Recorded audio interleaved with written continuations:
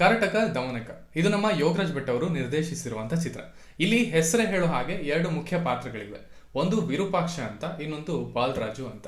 ಇವರನ್ನ ತುಂಬಾ ತಲೆ ಇರುವಂತ, ಮಾತಲ್ಲೇ ಮರ್ಳ್ ಮಾಡುವಂತ, ಎಲ್ರಿಗೂ ಟೋಪಿ ಹಾಕುವಂತ ಕಳ್ಳನ್ ಮಕ್ಕಳು ಅಂತ ಕರಿಬಹುದು. ಸೊ ಇವರಿಗೆ ಒಂದು ದಿನ ಒಂದು ಕೆಲಸ ಸಿಗತ್ತೆ, ಅದನ್ನ ಅವರು ಒಪ್ಕೊಳ್ಬೇಕಾಗತ್ತೆ ಕೂಡ.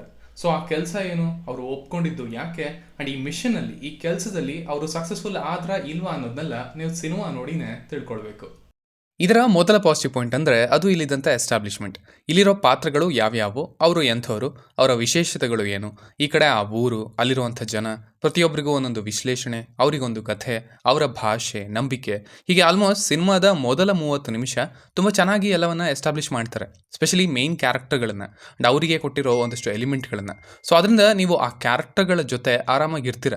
ಈ ಕಥೆಯ ಎಂಡ್ ಪಾಯಿಂಟ್ ಏನು ಅಂತ ನಿಮಗೆ ಮುಂಚೆನೇ ಗೊತ್ತಿದ್ರು ಕೂಡ ಓಕೆ ಅಲ್ಲಿಗೆ ಹೇಗೆ ತಲುಪ್ತಾರೆ, ಆ ಜರ್ನಿ ಏನು, ಆ ಗ್ಯಾಪಲ್ಲಿ ಏನೇನು ಮಾಡ್ತಾರೆ ಅನ್ನೋದನ್ನು ನೋಡೋದಕ್ಕೆ ಒಂದು ಕುತೂಹಲ ಹುಟ್ಟುತ್ತೆ. ಆ್ಯಂಡ್ ಅದು ಸ್ಪೆಷಲಿ ಆಗಿರೋದು ನೀಟಾಗಿರುವಂಥ ಈ ಎಸ್ಟಾಬ್ಲಿಷ್ಮೆಂಟಿಂದ ಅಂತ ಹೇಳ್ತೀನಿ. ಇನ್ನು ಕ್ಯಾರೆಕ್ಟರೈಸೇಷನ್, ಇಲ್ಲಿ ಹೆಚ್ಚಿನದಾಗಿ ಪ್ರಭುದೇವ ಅವರ ಬಗ್ಗೆನೇ ಮಾತಾಡಬೇಕು.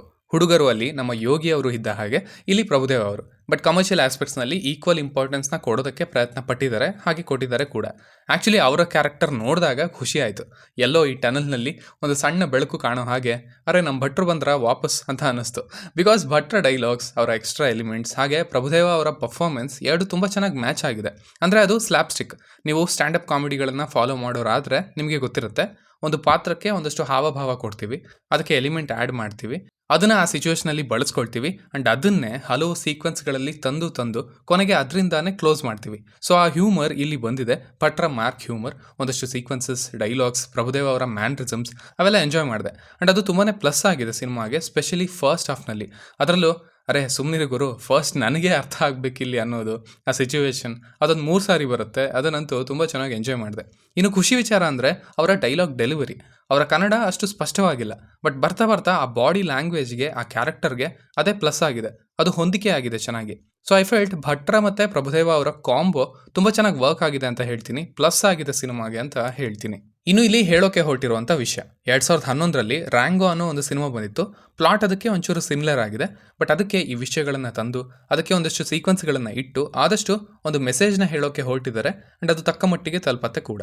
ಆಲ್ಸೋ ಸಿಚುವೇಶನಲ್ ಕಾಮಿಡಿ ಜೊತೆಗೆ ಇಲ್ಲಿ ಉತ್ತರ ಕರ್ನಾಟಕ ಭಾಷೆ, ಬರೀ ಅದರಿಂದ ಒಂಚೂರು ನಗು ಅಲ್ಲಲ್ಲಿ ಬರುತ್ತೆ, ಬಟ್ ಅದು ಆ ಭಾಷೆಯ ಬಳಕೆಗೆ ಸೀಮಿತವಾಗಿರುತ್ತಷ್ಟೇ.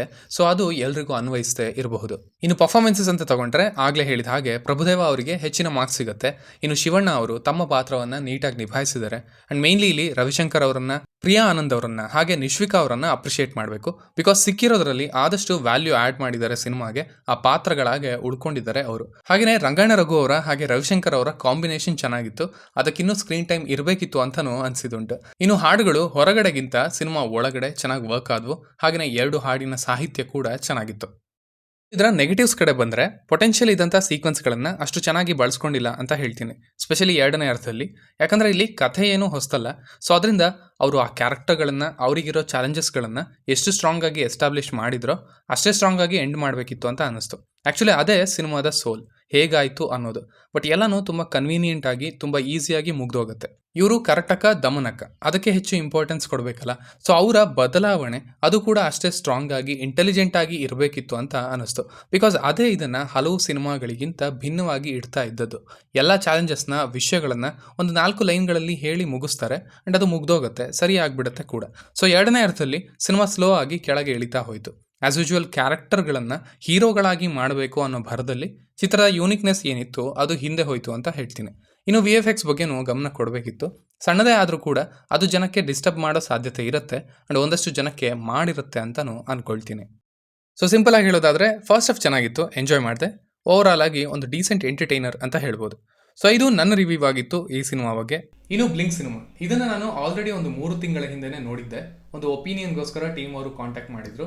ಸೊ ಈಗ ಇದನ್ನು ನಾನು ರಿವ್ಯೂ ಮಾಡೋದು ಎಷ್ಟು ಸರಿ ಇರುತ್ತೆ ಅನ್ನೋದು ಗೊತ್ತಿಲ್ಲ. ಆಲ್ಸೋ ಒಂದು ವೈಟ್ ಪೇಪರ್ ಆಗಿ ನಾನು ಈಗ ಥಿಯೇಟರ್ಗೆ ಹೋಗೋಕ್ಕಾಗತ್ತಾ ಅನ್ನೋದು ಡೌಟ್ ಇದೆ. ಸೊ ಅದರಿಂದ ಟ್ರೈಲರ್ ನೋಡಿ ಆ್ಯಂಡ್ ನೀವು ಡಿಸಿಷನ್ನ ತಗೊಳ್ಳಿ ಅಂತ ಹೇಳ್ತೀನಿ. ಆ್ಯಸ್ ಯೂಶುವಲ್ ಮತ್ತೆ ಸಿಗೋಣ.